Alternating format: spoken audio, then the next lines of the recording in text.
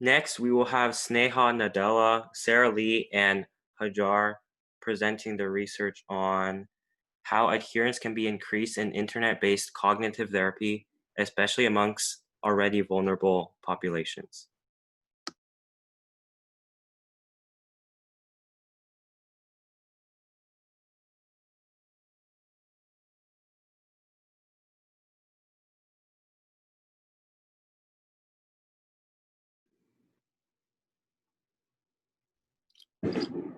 Can you hear me? Yeah.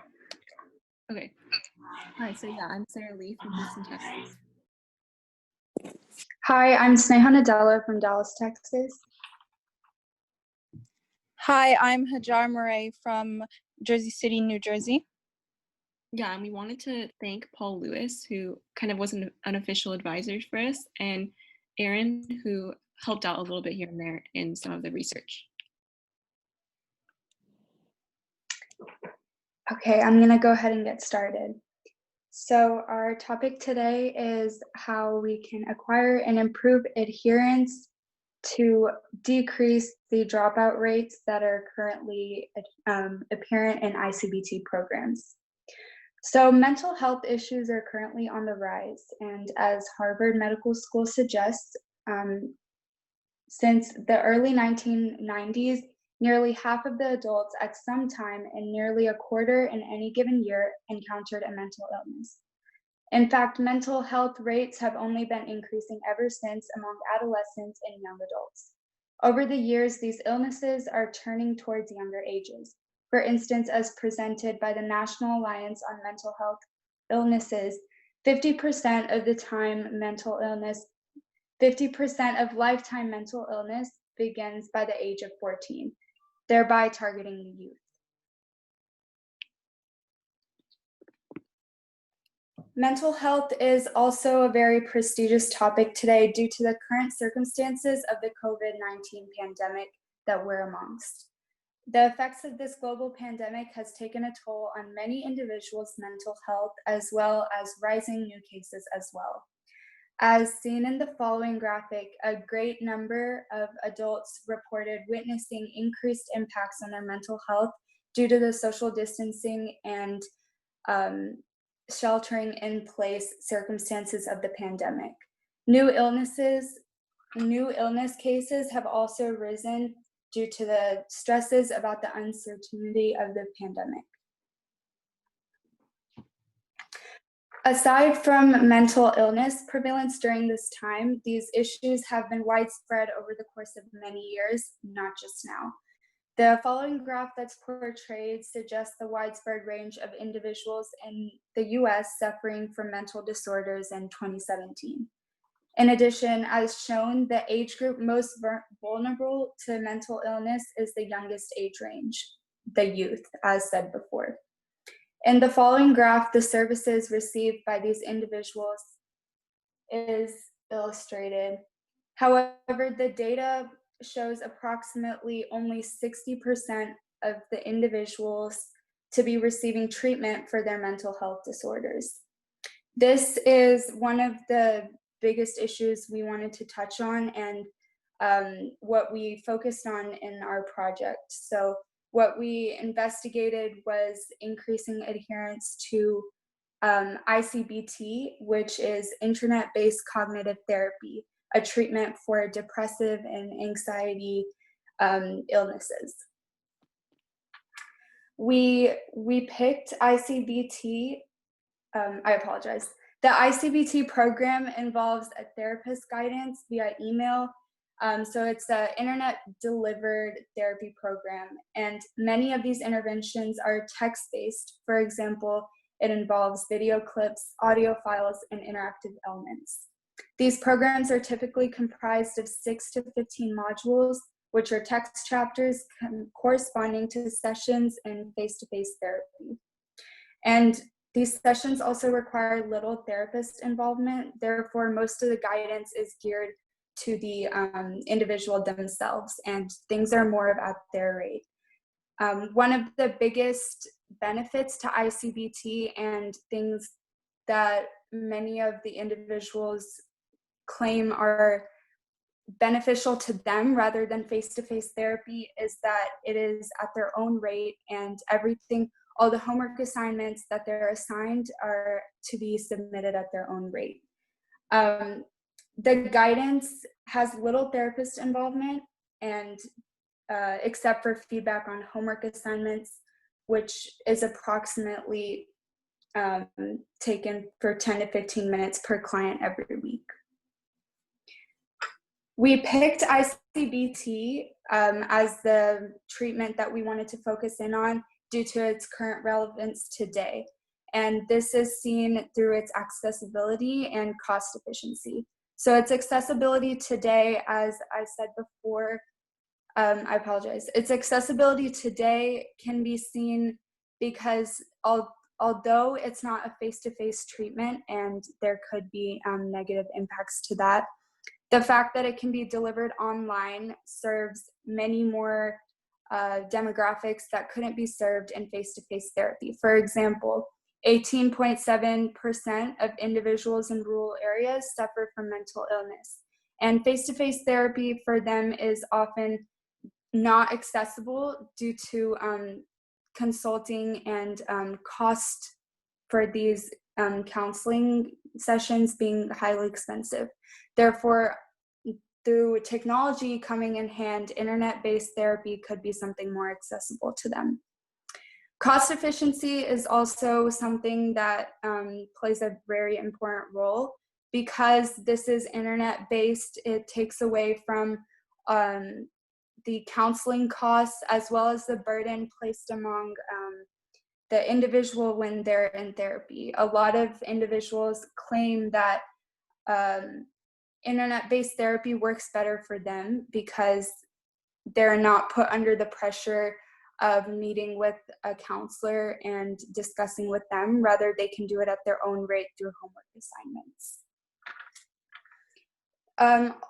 As I touched on a little bit before, in terms of content, ICBT programs vary, but a majority of the content tends to mirror face-to-face treatments in terms of content and length. For example, a program for depression can be 10 weeks long with weekly modules, mirroring sessions, and manualized cognitive behavior therapy. Yeah.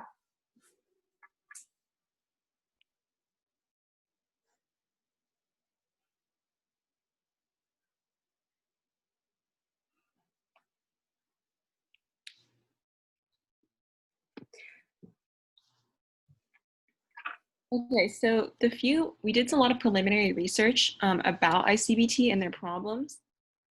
So there were a few of them, but the most one was adherence rates. So virtual programs, because you aren't as held accountable, you're not meeting with a person, or you're able to do it at your house, and there's no really reformation for or pressure to sort of finish these things. There's little adherence, and this is really bad because a lot of people tend to drop out. And obviously, as you might imagine, most studies would report that adherence is associated with the sort of the benefits that you get from the actual program. So that's what what we wanted to focus on.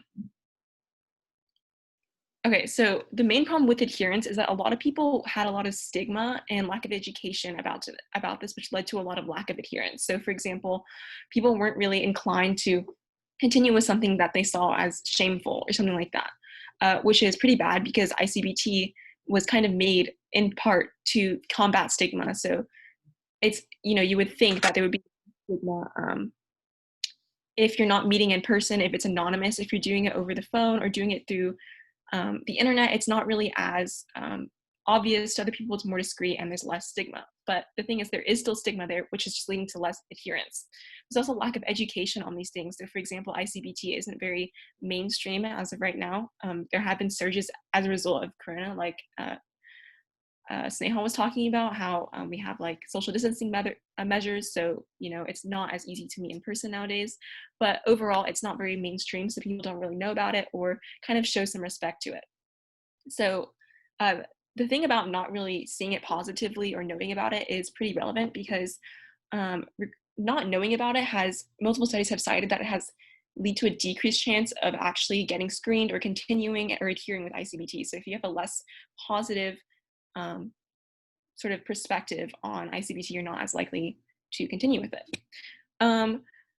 So there are multiple solutions that were specifically outlined. So for example, blended techniques and chat functions. So I think Sneha really kind of talked about this. So technically ICBT can come in completely automated sections. So you won't have any contact with a counselor or therapist whatsoever. Or you can have as blended, where you could like talk to them once a week or message with them a few times a week. And it'd still be anonymous, it'd still be over the phone and at a distance. So for example, over the telephone or through messaging.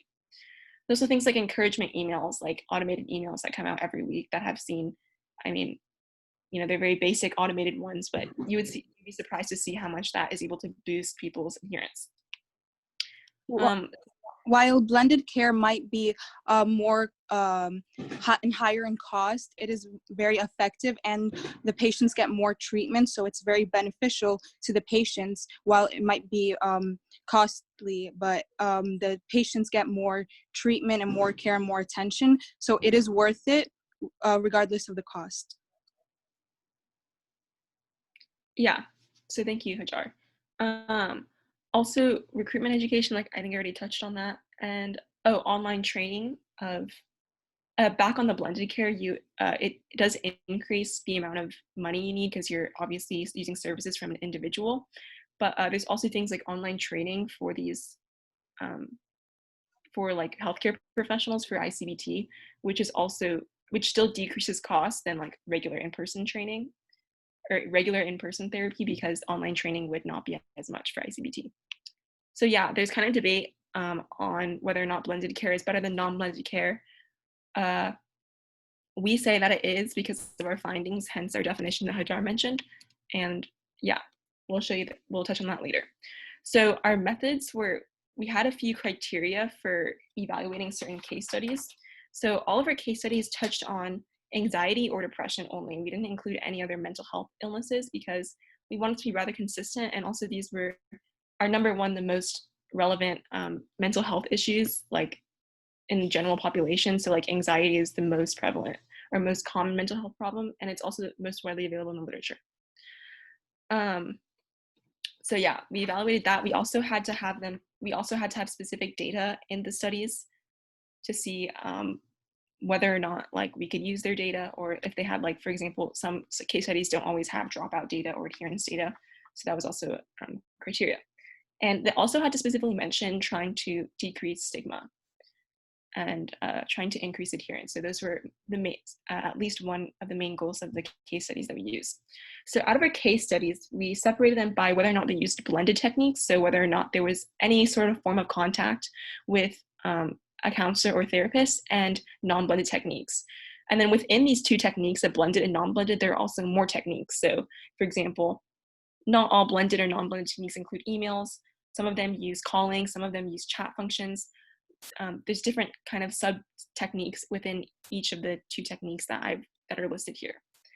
So yeah, we basically analyzed the methods that they used, whether or not it was blended and what other techniques they uses, and also their level of adherence. So our level of adherence was measured through two ways. Number one, the percentage of required modules that patients finished, and then number two, the percentage of dropouts.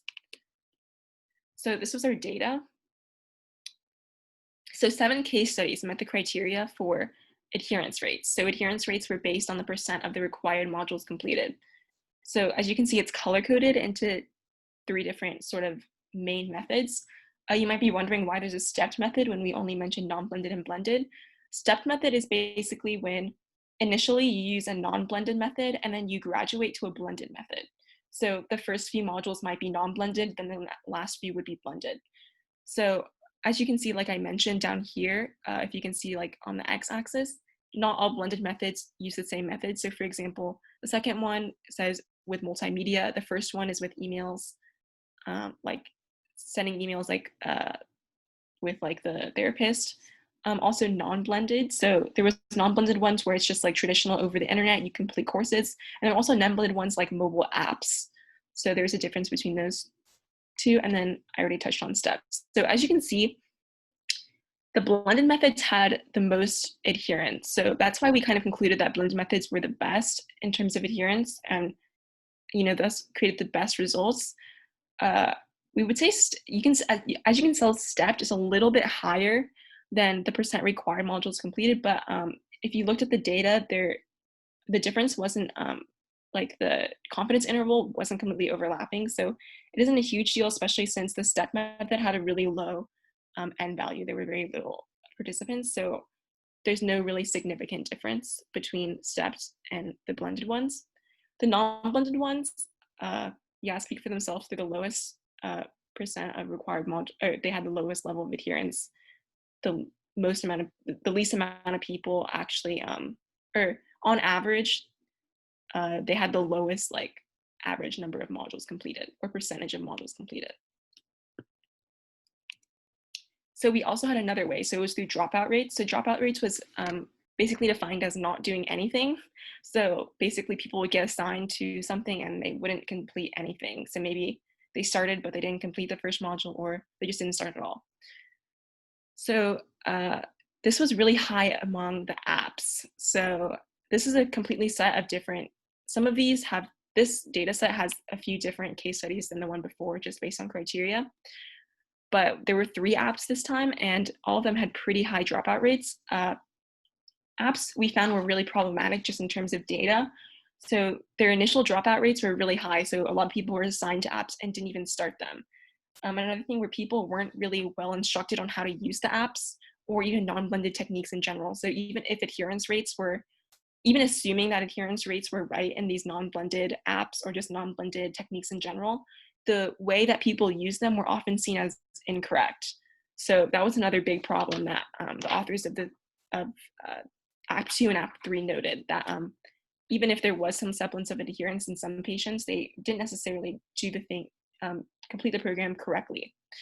So blended programs were very low again. A few things guided was 0%, but like I told you, there were very little patients in that. There were like 3 or 4 sort of case studies on 3 or 4 individuals. So take that with a grain of salt.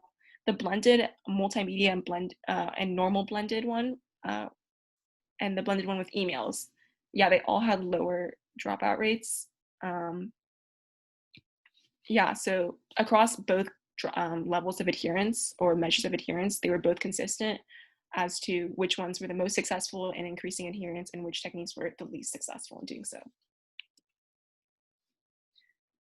Okay, so for the conclusion, we finally concluded that males of lower education statuses have the most highest dropout prone demographics, such as largely because of these problems of stigma and lower education. So it's very important to educate the general public on why ICBT is essential and how it can be used, because a lot of people don't even have access or know of this type of training.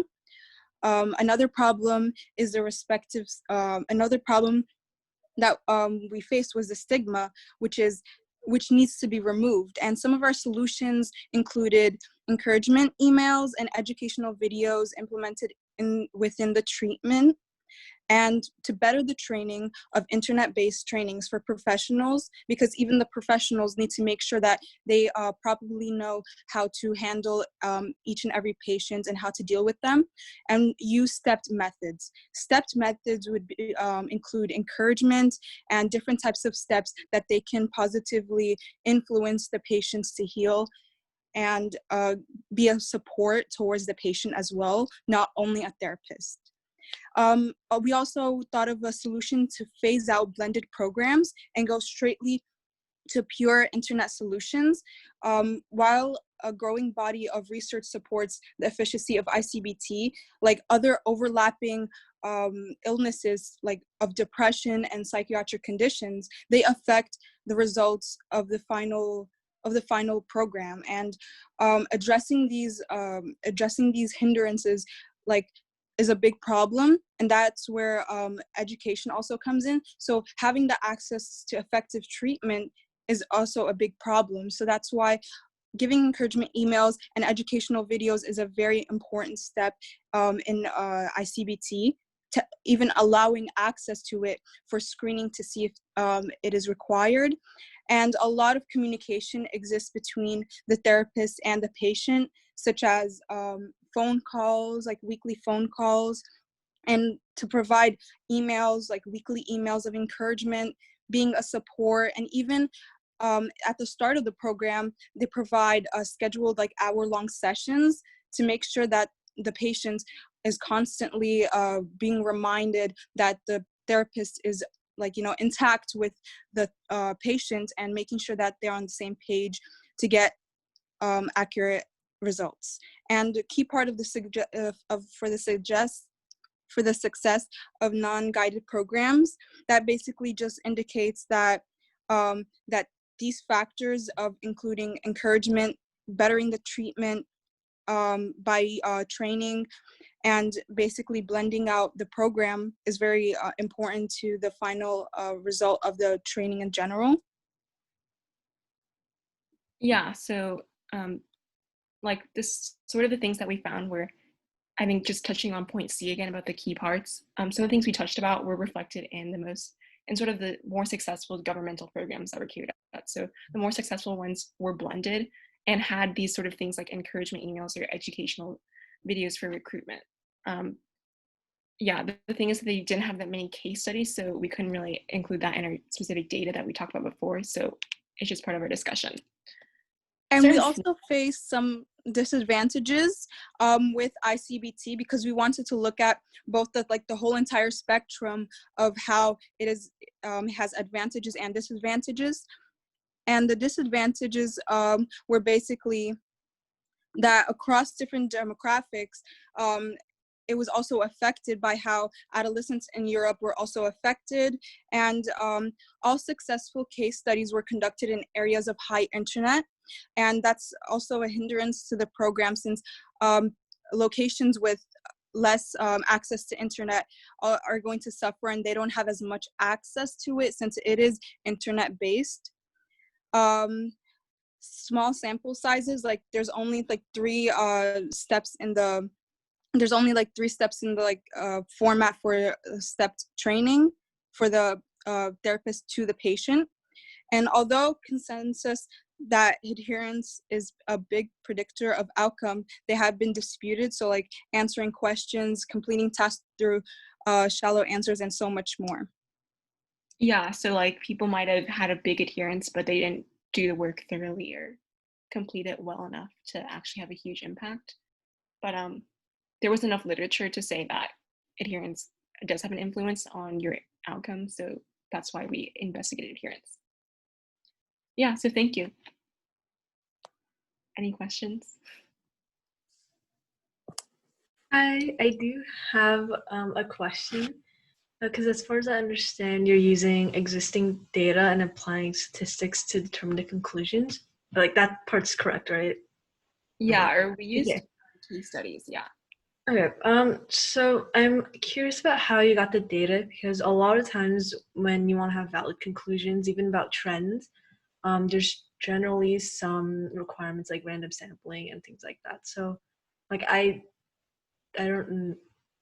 curious about how you got the data in general. Yeah, so the case studies, like one of the criteria was that the case studies had to report their adherence, like data. Like in their results section, they had to include like the average number of modules completed. So like for this table, they would report the average number of modules completed, right? And then we would divide that by the total number that were required. So like, for example, I think one was 6.4 average completed out of 8. So that's why there was one that was 80% for the blended. Okay. And then we did all of them. Yeah, that makes sense. I'm just concerned that, are you using only one case study for each one, or just like a combination of multiple? No, so each one is a different, each column is a different case study. Like that was one problem, like because ICBT, a lot of times like telehealth, there are like legal restrictions on it in like countries that really can't do it. That was like a flaw. Like we really couldn't find huge amounts of case studies or data sets on this because, it's not very mainstream or even legal. I think I understand that part. It's just kind of harder to do statistical tests because there's so many requirements when you're trying to do it. Yeah, like it's across different demographics, you could say. Like, Yeah, not, I think, there's so many variables that could be at play that could cause these different percentages. So, like when you're talking about demographics, that's probably one of the concerns. But yeah. So I think one would be demographic, but I mean, one thing to know were pretty much all of them, I think like 6 out of the 7 here were in European countries, like Nordic ones with really strong healthcare systems and across adolescents. So I think half were across adolescents and then the other half were across adults. And then another thing to be of concern, I guess, would be like the number of required modules. So like there's like evidence that as you go along, you have like decreased adherence, right? So like if you have 20 modules, like obviously the adherence is going to be lower if you have like 3 modules. But like we said in the definition, like most of them are within a certain range. Like there were none that exceeded like 20 required modules. It was always between like 4 and 12 maybe. Okay. Yeah, so those are definitely flaws. Like I think you have a point. Like there's so many variables. Yeah, that's the reason why I just try to avoid like any research based on statistics, because when you're trying to do statistics, there's a lot of requirements. So there's random sampling, there's replication. Yeah, like Think of yeah. the rest of them off the top of my head, but there's a lot of things to think about, and it makes the research design a lot more difficult, I feel like. Yeah. So there's things to keep in consideration whenever. Yeah. Yeah, and basically these factors were being tested because they were the most like blended, non-blended, and stepped. These factors were being used because they're the most prevalent methods used when dealing with ICBT. So those were like the factors that were used, and then according to like the flaws that affected the testing, they were the most like problematic flaws that that we face. So that's why we use those specific factors. Yeah, I think that makes sense for now. Yeah, I get like your point about statistics, but I guess like when you're doing like a public health study sort of, most of it is like statistical, you know, unless you like conduct a specific like experiment, which we weren't able to do, obviously. Yeah, because it's so tough to do because you have to pull from existing information, so you don't. It's so hard to figure out if it's valid or not. I don't really know either. Yeah, I think I can kind of see where you guys are coming from too. It is really tough. Yeah. And then, did you want to know about this one or no? Did you have this one as well? I think it covers more or less the same point too, because you're having the different apps and the blended and non-blended. So I think those are pretty related. So I don't think I have any new questions about that one. I think I'm good for now. Thank you.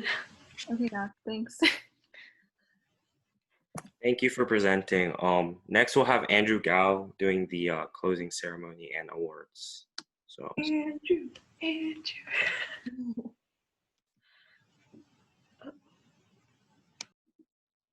yeah, I don't know exactly when he's gonna start, but it should be soon.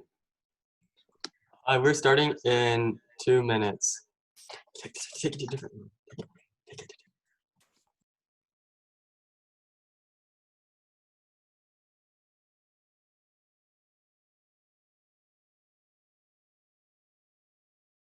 We will be announcing the winners of today's prize money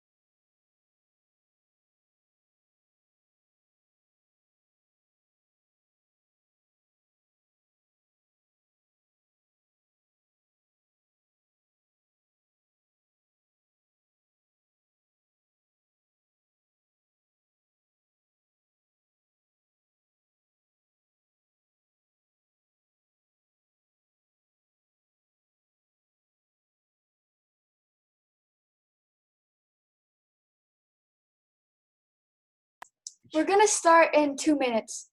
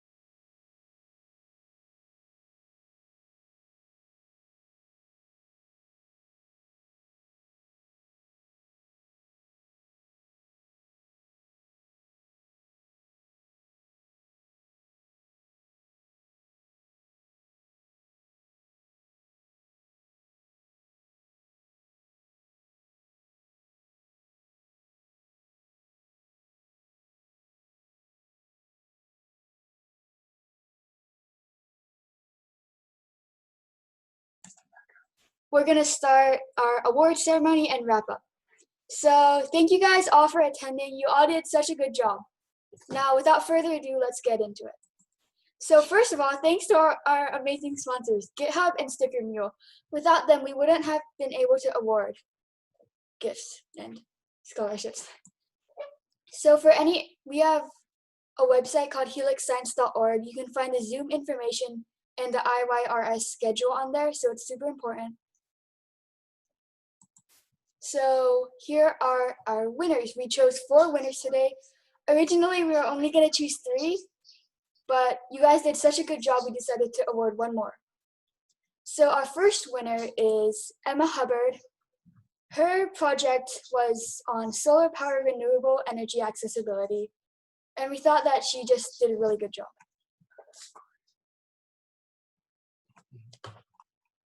Our next winner is Divya Nori. Her project was called HERO, Automated Detection System for Prescription Drug Overdose. We felt that this project had a really interesting combination of engineering and medicine, and additionally is very relevant to combat the opioid epidemic. Our next winner is Joshua Sherritt Collins. His project was called The Gamification of Education. What works and what does work even mean? And finally, our last winner of the day is Pranati Dani, Adi Gudi, Rushank Goyal, Shinjini Ghosh, and William Fine. These researchers were part of our research program, and their project was comparing efficiencies of various models and parameters for diagnosing liver disease using textual data. So let's give a big round of applause for all of our winners, but all of you are winners, really.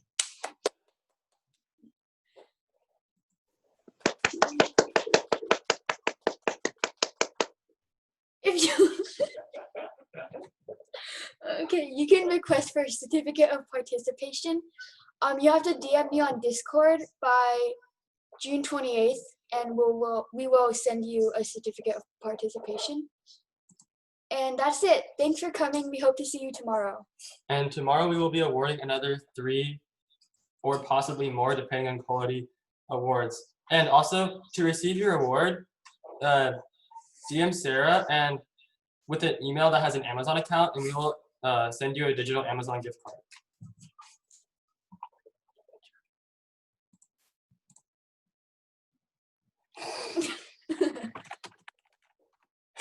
Okay, let's wait, how do you go back?